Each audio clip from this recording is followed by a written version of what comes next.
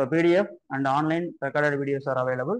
விருப்பப்படுறவங்க பார்த்துக்கணும். ஓகே, இது சம்மந்தப்பட்டு வர்றதுனால நான் அதையும் நான் சொல்லிட்டேன். ஓகேவா, right, let it be. So subject வந்து எப்படி நம்ம செலக்டிவா இருக்கலாமா அப்படின்னா, செலக்டிவாலாம் இருக்கக்கூடாது. யூபிஎஸ்சியில் செலக்டிவா இருங்க, ஆனால் அந்த சப்ஜெக்ட்டுக்குள்ள செலக்டிவா இருக்க வேண்டாம். எல்லாத்துக்கும் ஈக்குவலான இம்பார்ட்டன்ஸ் கொடுத்து படிக்கணும், அப்பதான் கிளியர் ஆகும். ஏன்னா யூபிஎஸ்சி வந்து எந்த வருஷம் எப்படி கேட்பாங்க அப்படின்றத நம்மளால சொல்ல முடியாது. இது வரைக்கும் அவங்களோட ட்ராக் ரெக்கார்ட் அப்படின்றது அப்படிதான் இருக்குன்றத மைண்ட்ல வைங்க, அவ்வளவுதான். Okay, right.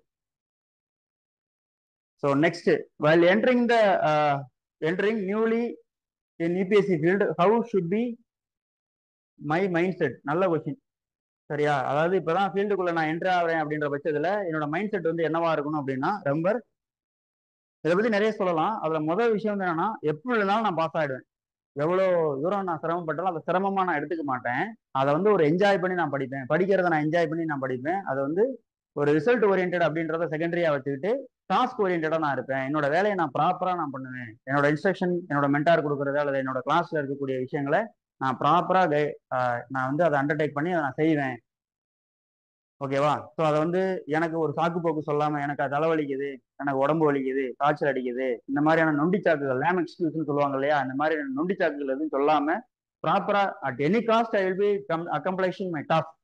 என்னோட வேலையை, கொடுக்கப்பட்ட வேலையை நான் வந்து சிறப்பா செய்து முடிப்பேன். எவ்வளவு கஷ்டம் வந்தாலும் இந்த ஃபீல்டுக்குள்ள நான் இருப்பேன். நான் புது புது விஷயங்களை நான் டெய்லி நான் பார்த்துப்பேன். என்கிட்ட நெகட்டிவான விஷயங்களை நெருங்க விட மாட்டேன். அதே சமயம் அந்த நெகட்டிவான விஷயங்கள் அப்படின்றது என்னை சுத்தி இருக்கிறதே நான் அலோவ் பண்ண மாட்டேன். நெகட்டிவான விஷயங்களை நான் உள்ள எடுத்துக்க மாட்டேன் அப்படின்றத மைண்ட்ல வைங்க.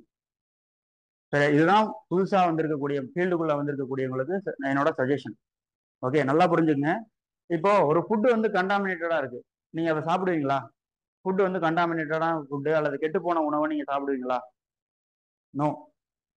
அப்போ நம்மளுடைய உடலை வந்து நம்ம ஆரோக்கியமா வச்சுக்கிறதுக்கு நம்ம எவ்வளவோ நம்ம முயற்சி பண்றோம்.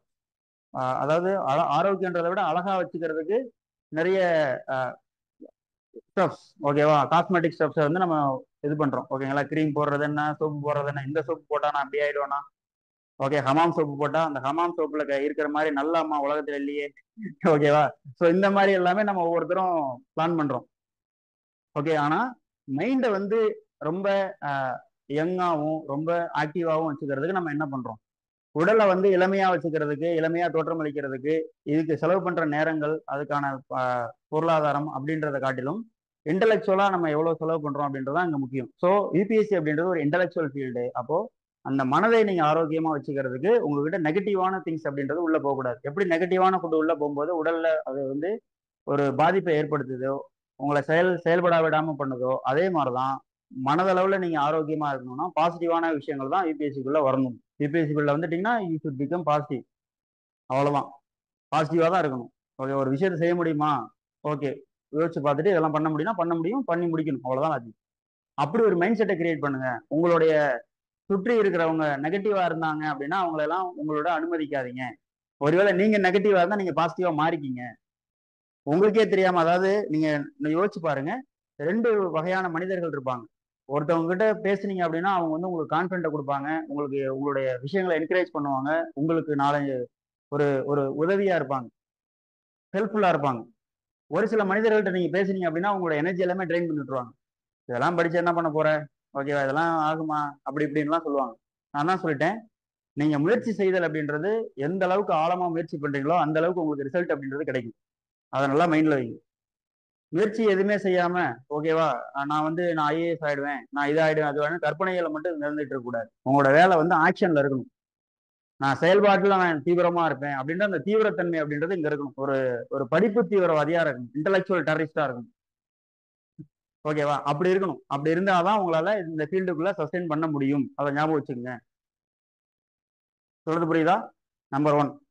அதுக்கு அடுத்தது, அந்த நெகட்டிவான, நான் சொன்னேன் இல்லையா, நெகட்டிவான பர்சன்ஸை நீங்களும், இப்போ நெகட்டிவான பர்சனா நீங்களும் இருக்காதீங்க.